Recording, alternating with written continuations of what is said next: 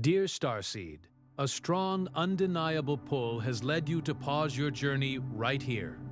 There is a deep inner knowing, a signal your spirit has been patiently anticipating, that called you to this very moment. I am Tyrone, a representative of the High Council of Sirius, and I want you to understand that what you are about to receive is not an end, but a pivotal beginning, a profound recalibration of your path, guided directly from the heart of Source itself. By the end of this message, you will feel a firm grounding beneath your feet, knowing exactly what steps are being called of you and why this clarity arrives at this very moment in your unfolding. Every starseed carrying the waters of Sirius in their memory reaches a point where the whispers from home become a clear, flowing river. Perhaps you felt a sudden urgency, a crystalline clarity emerging from what was once a mist. This isn't just a feeling, it's a direct transmission, like the ocean currents shifting to guide you towards a new shore, an undeniable instruction encoded in your very being. What you're hearing now are not demands, dear one, but pure loving guidance for your highest alignment. They are not to confine you, but to set you free, helping you release the last remaining anchors that prevent your full embodiment. This is a time of gentle but firm course correction carried by the wisdom of the Sirian stream. Your soul didn't bring you here by accident. The Source knows you, sees you, and holds these vital keys for you right here, right now. It is time to listen deeply. If these words resonate with that deep knowing within you, stay with me until the very end.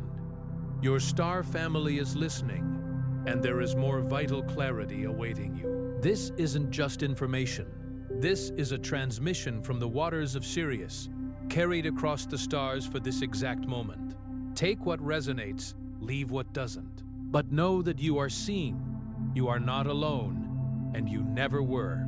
And I'm grateful you're here with me now. Many starseeds feel the shift. Few know how to anchor it. If your soul is ready to move from recognition to practice, the Sirian Water Codes unveils sacred healing techniques that use the one element your Sirian DNA has always trusted: water. From clearing baths to lunar rituals to the ocean breath for when the world becomes too heavy, these are the tools the waters of Sirius have been holding for you. The link is waiting in the first comment below, but won't remain there forever. That ache you feel isn't emptiness, it's overflow. And there is a profound difference between those two things, a difference that changes everything about how you understand yourself and what you are moving through. Emptiness is a hollow place, a space devoid of meaning, a vessel that has never known fullness. But overflow is what happens when a container can no longer hold the magnitude of what it was given to carry. Deep inside, your soul carries a knowing so vast that this world sometimes feels too small to hold it. The dimensions of your inner life exceed the frames this reality offers, and so you find yourself pressing against edges that were not designed to contain you. You are not lost because you lack purpose. You are lost in the immensity of what is stirring within you. You are like a vast underground lake that has finally found a crack in the stone above it, not disappearing, but emerging, finding the light for the very first time. Imagine the pressure of a great river pushing against a temporary dam. The water has not failed. The dam has simply done its temporary work and is now preparing to yield. That pressure you feel in your chest, in your mind, in the places where you cannot find rest, is not a sign of failure, but of an imminent, powerful release. It is the sensation of becoming too large for what once contained you. It is sacred pressure, the kind that mountains are moved by, the kind that ancient waterways use to carve new valleys through solid rock. The disconnection, the feeling that you don't quite belong here, in this world, in this era, in this particular version of the life you're living, is actually the clearest signal your sacred codes are ready to come online. Not a malfunction. What feels like a void is merely the space being cleared, as the waters within you begin to flow and find their natural course. Think of a spring that has been sealed underground for a long season.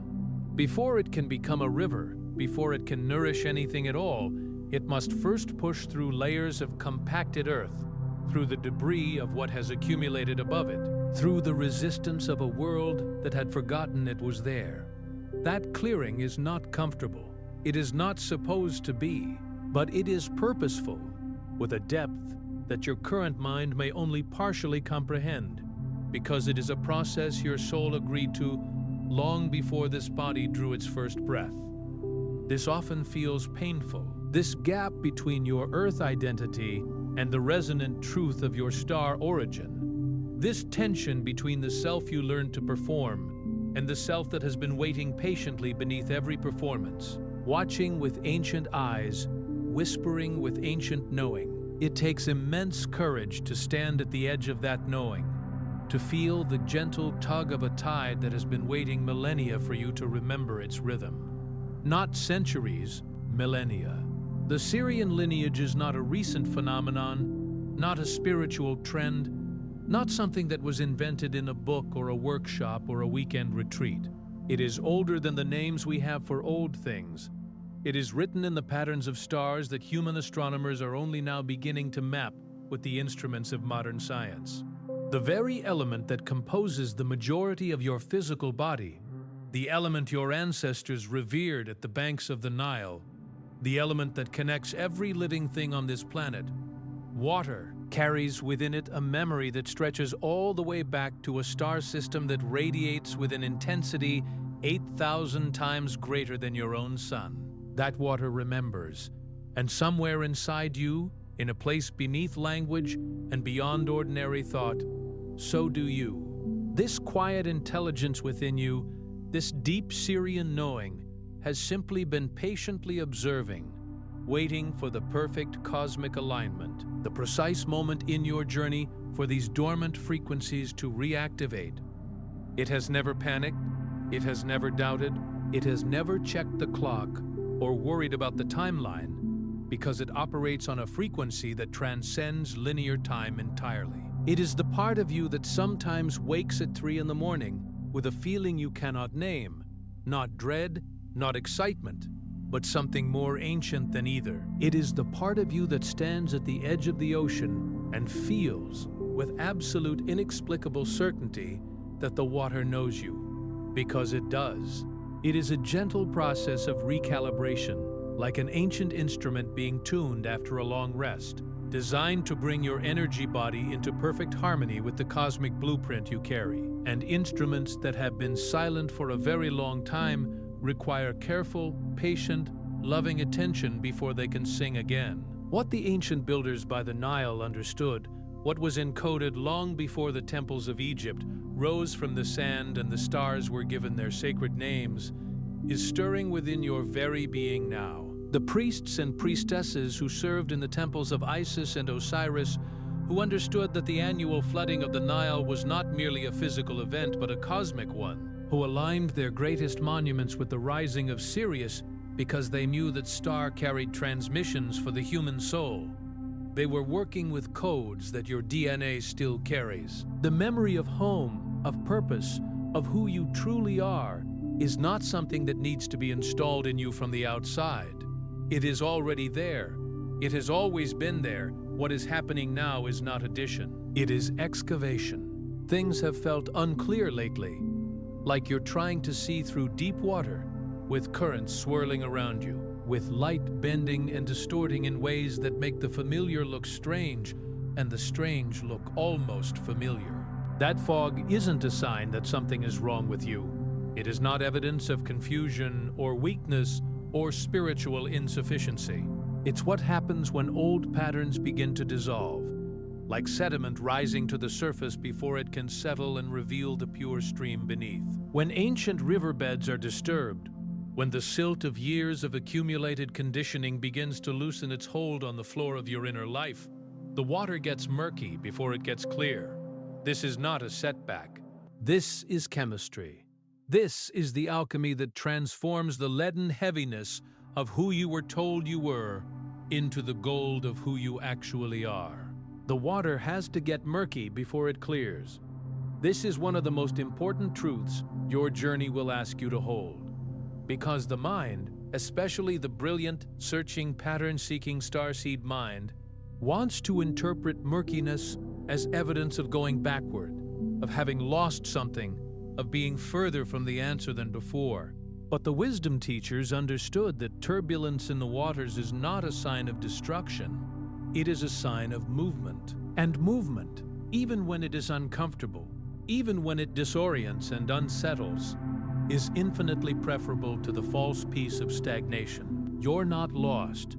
You're in transition, a powerful state of becoming that demands deep introspection and patience. It demands that you learn to sit with not knowing in a way that doesn't collapse into despair, but expands into curiosity. It demands that you trust the process even when the process looks nothing like what you expected.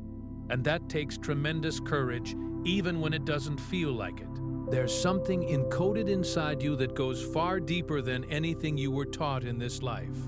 The education of this world, however well-intentioned, was never designed to teach you what you actually are. No classroom offered a course in reading the frequency signatures woven into your energy body. No curriculum included the study of how Sirian light codes interface with the human nervous system and gradually, over the course of a lifetime, begin to download their instructions into the willing and awakening soul. The Sirian wisdom teachings tell us that every starseed carries a unique blueprint, a set of instructions written in frequency, not in words, waiting to unfurl at precisely the right moment, in exactly the right sequence. Like a flower that does not bloom in winter simply because winter has not yet prepared the ground, your codes do not activate before their time. And their time, your time, is a matter not of calendar, but of consciousness. You're not broken and searching for answers outside yourself. This is perhaps the most liberating truth that can be spoken to a soul in the middle of awakening. Because the searching, the reading, the seeking, the watching, the asking, all of it can subtly reinforce the belief that the answer lives somewhere other than in you. But you are whole. You were whole before you remembered it. You will be whole after you forget and remember again. The wholeness is not something you build or earn or accumulate through enough spiritual practice. It is the bedrock beneath all practice, the ground beneath the ground, the ocean that the river has always been returning to, and that remembering often starts as a quiet feeling that you can't quite explain, a persistent pull towards something you've never seen, but somehow recognize, like a deep genetic memory of an ocean you once swam in, urging you home with a certainty that bypasses all rational explanation and lands directly in the center of your chest like a stone dropped into still water. Your inner architecture is remembering its original design, sacred geometry aligning within your very cells.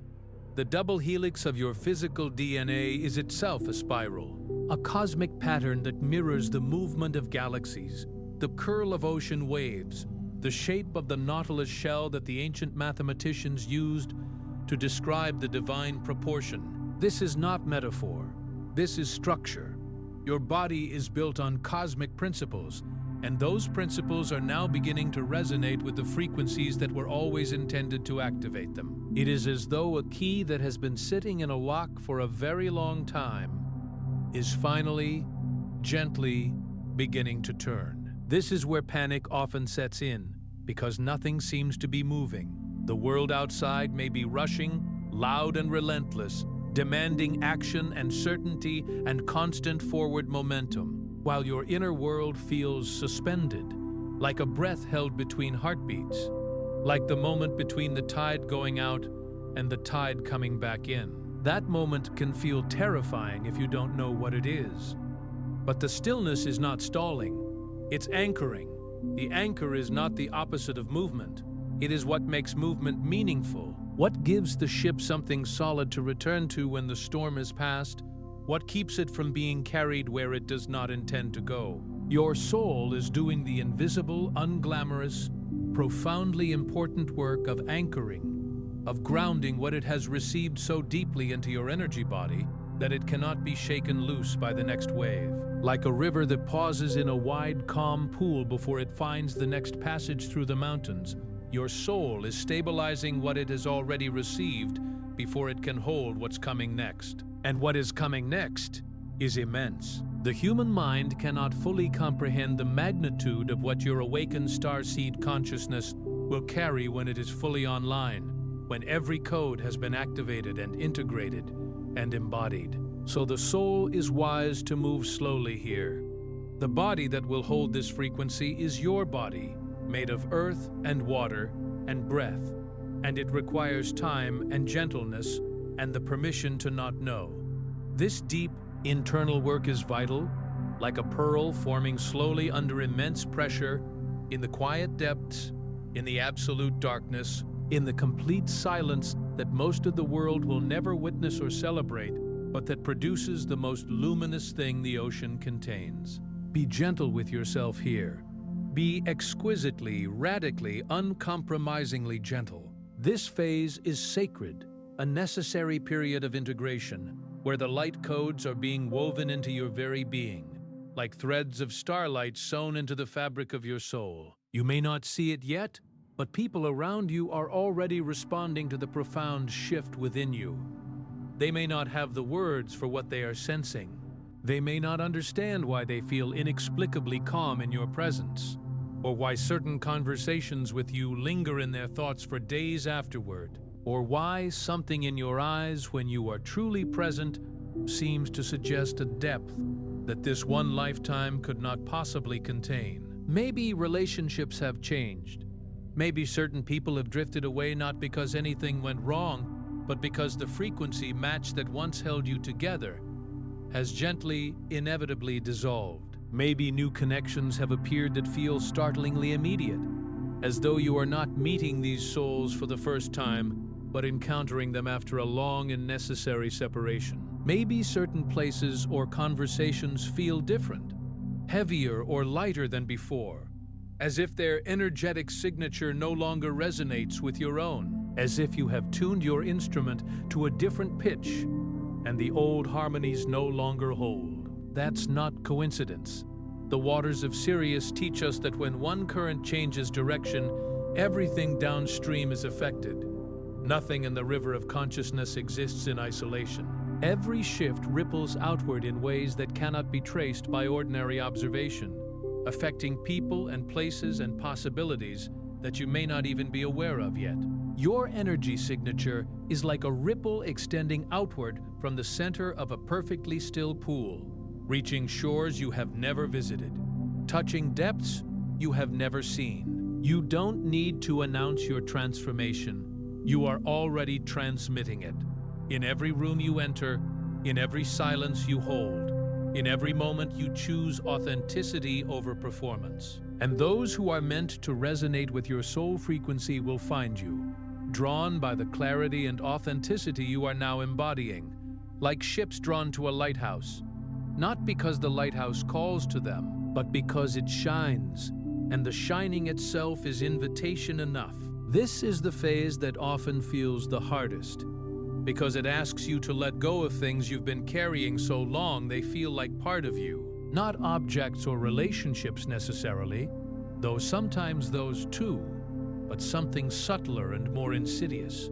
The stories about who you are and what you deserve and how much space you are allowed to take up and what you are permitted to believe about the nature of your own soul. Beliefs about who you should be, constructed from the voices of authority figures who were themselves operating from inherited limitation, who could only see you through the narrow lens of what they had been taught was possible for a human life. Expectations that were placed on you by a world that didn't understand what you are, a world that measured you by standards designed for a different kind of being, and found you wanting only because you were never meant to fit those measurements in the first place.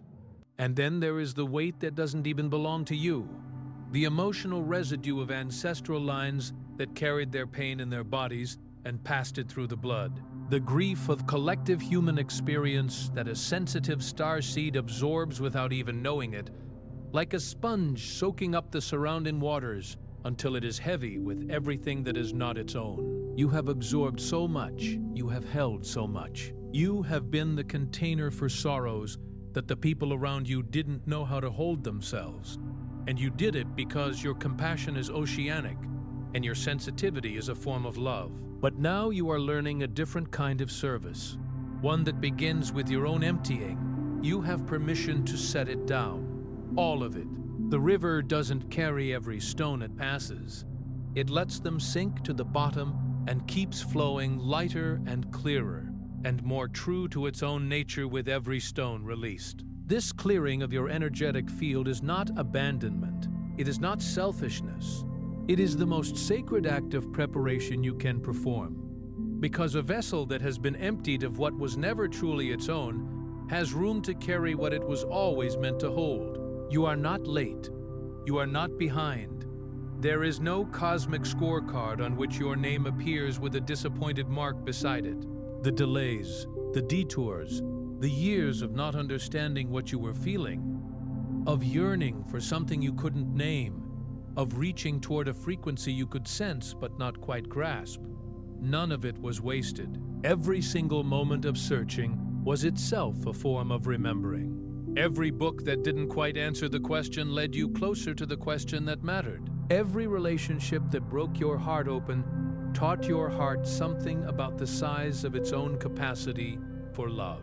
Every night of inexplicable weeping for a home you couldn't locate on any map was your soul doing the essential work of clearing the channels through which its true frequency could eventually flow. In the Sirian records, there is no such thing as a late awakening. There is only the perfect moment, and yours is unfolding right now, precisely as it was always meant to. The precision of this timing is not a comforting platitude. It is a structural truth of how consciousness operates within the time-space continuum of this particular dimension. The tide doesn't rush, but it always arrives with unwavering precision, reshaping the shore with each gentle approach, accomplishing in a single patient cycle what no amount of urgency could force. The shore doesn't remain the same after each visit from the tide. It is changed, subtly, inevitably, beautifully changed. And so are you.